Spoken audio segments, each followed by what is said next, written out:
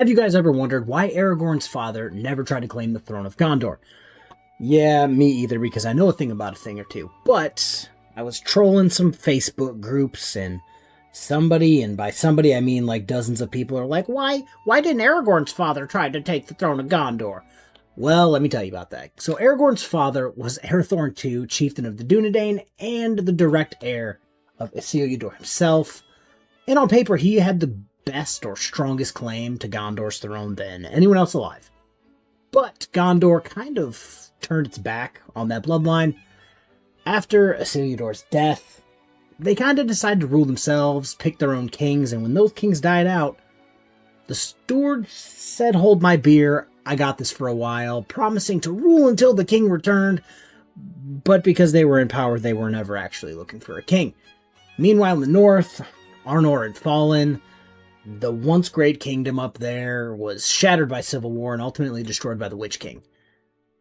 What remained of that kingdom basically turned into the Rangers, living in secrecy and fighting and guarding Middle-earth from the shadows.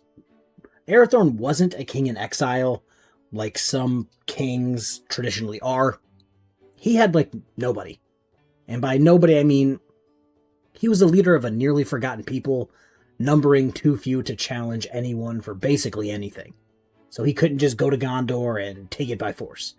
And then tragedy struck, so I've got differing opinions on the matter from different wikis on the internet. One says, "Tragedy struck, gasp, Arathorn was killed by orcs while defending the Shire."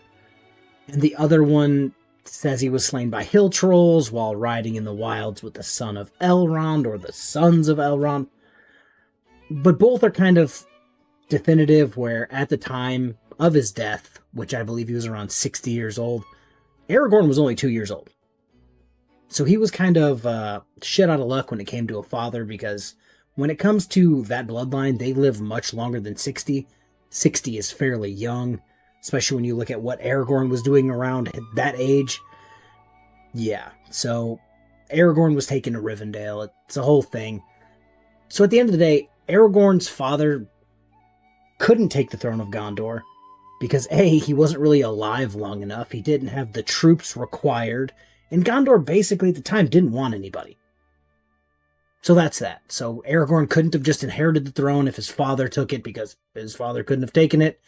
And that's that. Hopefully people stop asking this question. Peace.